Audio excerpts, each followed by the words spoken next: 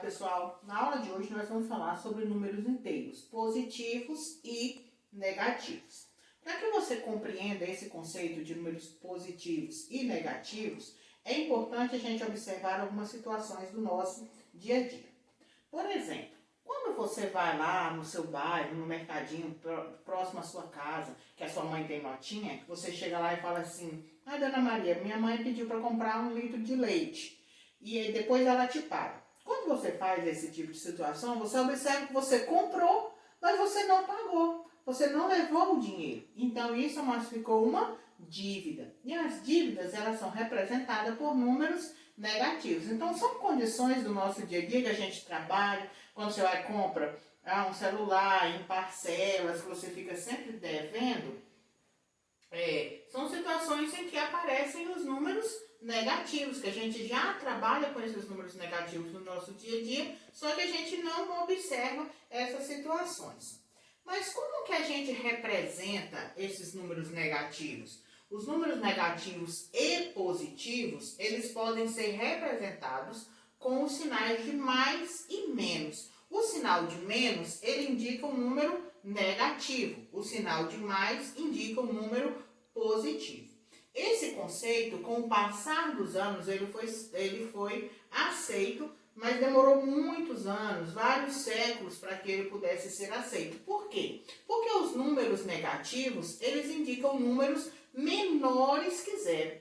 E para a gente poder compreender isso a respeito de números menores que zero, nós vamos observar em quais situações que a gente usa os números negativos. Quando a gente fala a respeito de temperaturas, provavelmente, certamente, você já ouviu falar sobre temperaturas negativas. Em Nova York fez 20 graus negativos ou 20 graus abaixo de zero. Então, essas situações já indicam números menores que zero.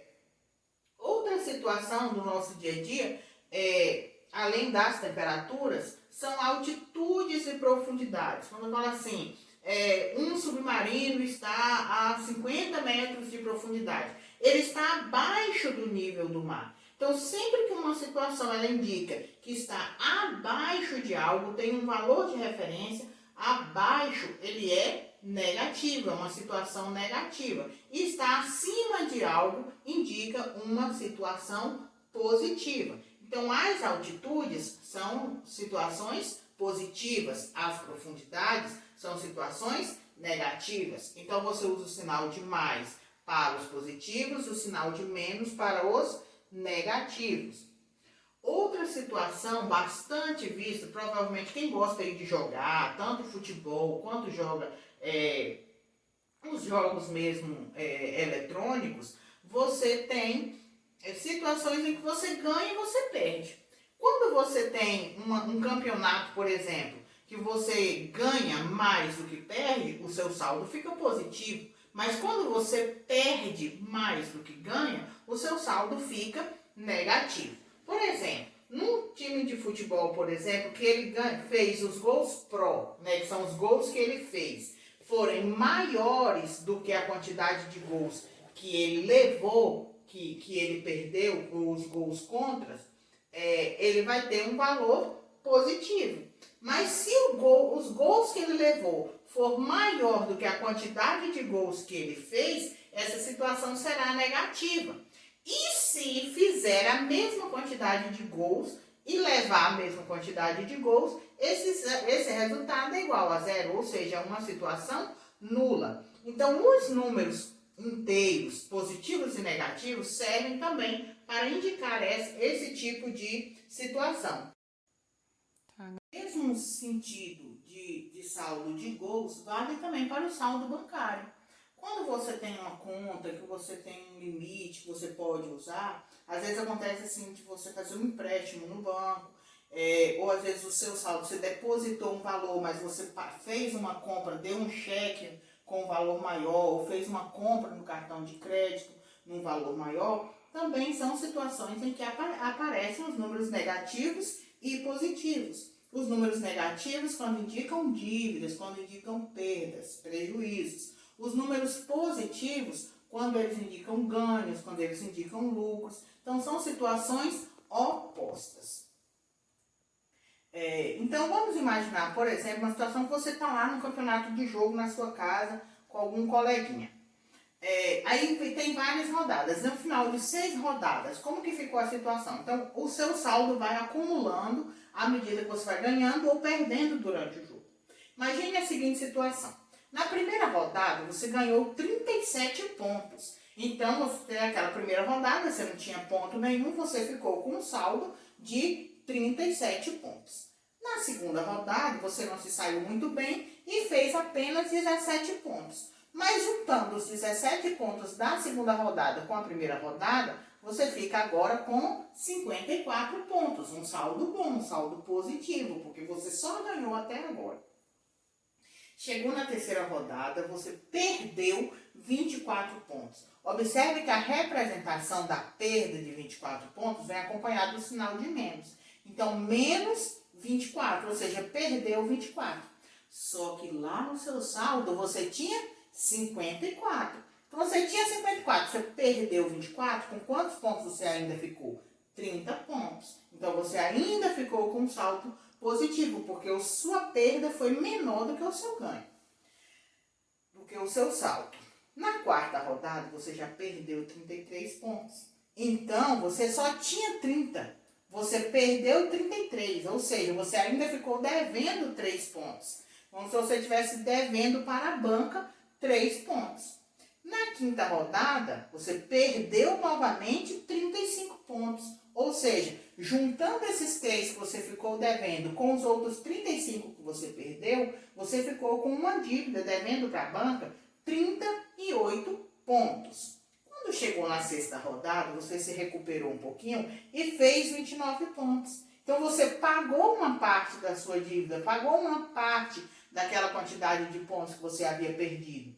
Então, você tinha 29, estava devendo 33, 38, fez 29, você terminou o jogo ainda devendo para a banca 9 pontos. O que isso significa? Que neste campeonato você ficou com um saldo negativo de 9 pontos. Entre ganhos e perdas, no final você acabou ficando devendo. Então, os números negativos, eles são representados usando o sinal de menos.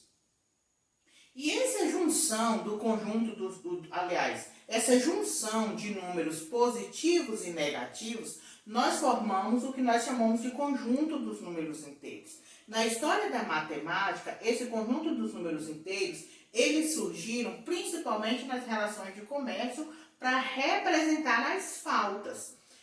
Ou em situações matemáticas que a gente tem, por exemplo, se eu tiver, por exemplo, o número 3 menos 2. 3 é maior que 2. Eu consigo tirar 2 de 3. Mas se eu tivesse a situação 2 menos 3. Em matemática, houve a necessidade da criação dos números negativos para satisfazer a essa situação, certo?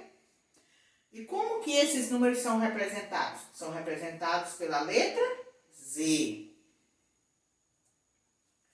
O conjunto dos números inteiros, eles podem ser representados numa reta numérica, em que você tem o zero, que é a origem. Para a direita vão ficar os números positivos, para a esquerda os números negativos. Observe nessa reta numérica que os números negativos, eles estão acompanhados do sinal de menos.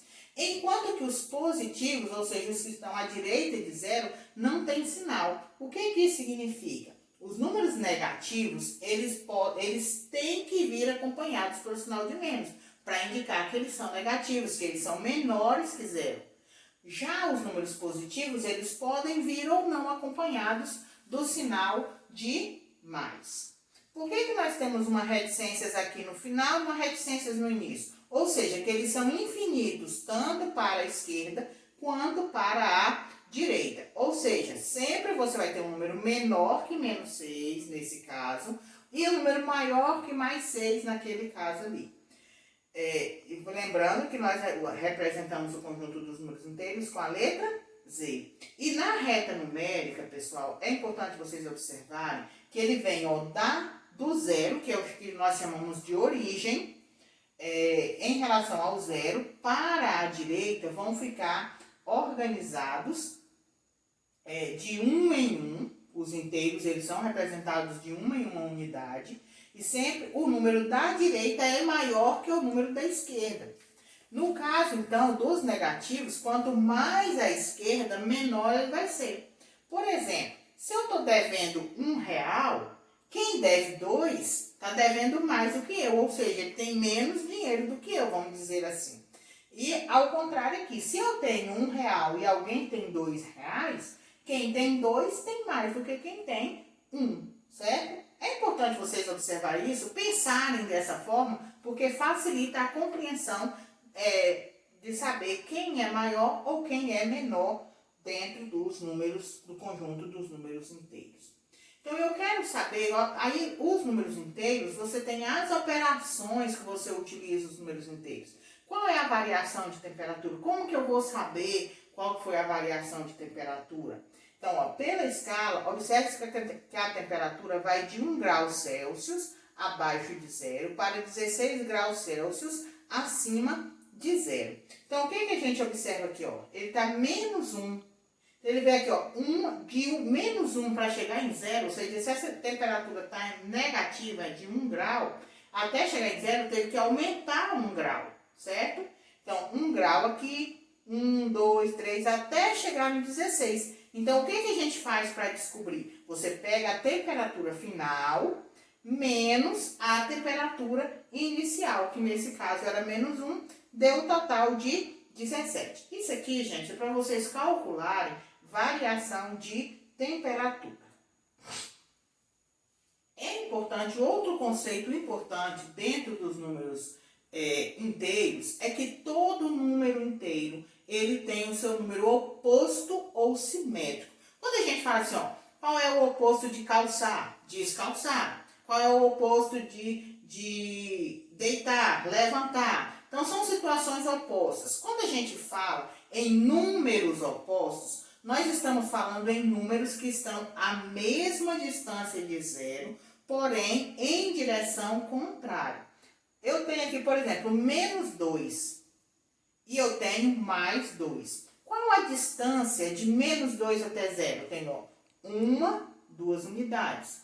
Qual a distância de 2 positivo até zero? 1, 2 unidades. Então, os números opostos, eles são números que estão a uma mesma distância de zero, porém em direção contrária. Ou seja, o oposto de um número negativo é um número positivo, que tem o mesmo módulo. Por exemplo, qual o oposto de menos 3? Mais 3. Qual o oposto de menos 4? Mais 4. Qual o oposto de mais 10? Menos 10. Então, sempre o oposto de um número negativo será um número positivo e vice-versa. A diferença é que eles estão a uma mesma distância de zero.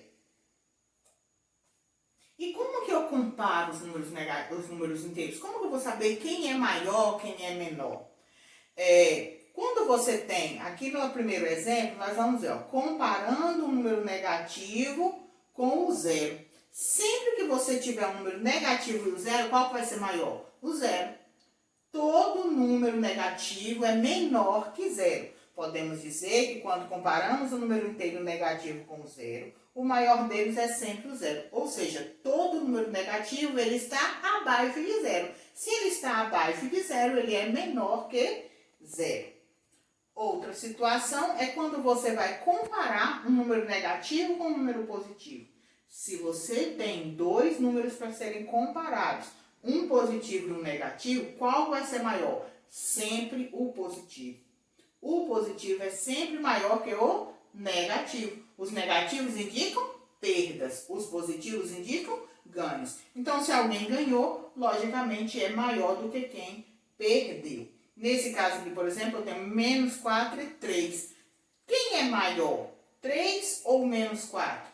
3 é maior. Professora, mas 3 não é menor que 4? Sim, 3 é menor que 4, se os dois forem positivos. Mas eu tenho aqui um negativo. Ou seja, olha onde está o 3. Aqui está o 3. Onde está o 4? Aqui.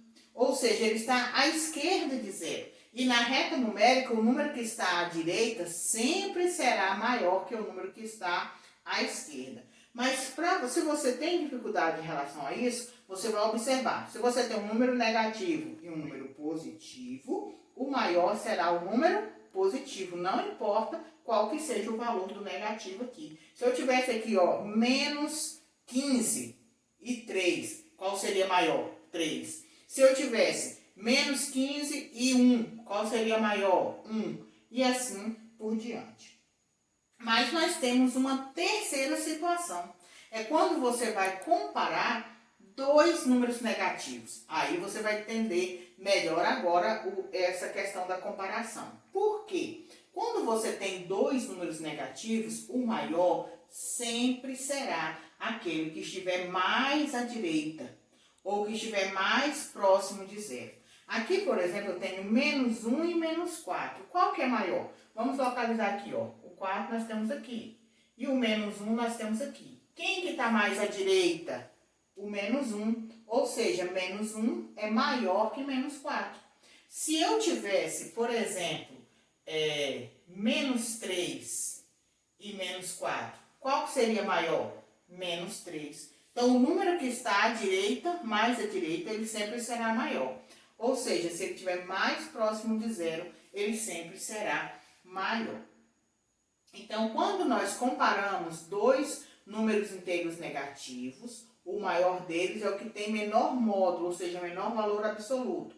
Ou seja, está mais próximo de zero. Então, quanto mais próximo de zero for o número, maior ele vai ser. Pessoal, é importante que vocês estejam atentos a esse conceito de números negativos e positivos. Com o passar dos dias, vocês vão compreendendo, com outras aulas vocês vão compreendendo melhor esse conceito de números negativos e positivos, mas é importante que você esteja atento a essa situação. Os números negativos são sempre menores que os números positivos. Os números positivos, eles servem para indicar ganhos, para indicar valores que estão acima de zero.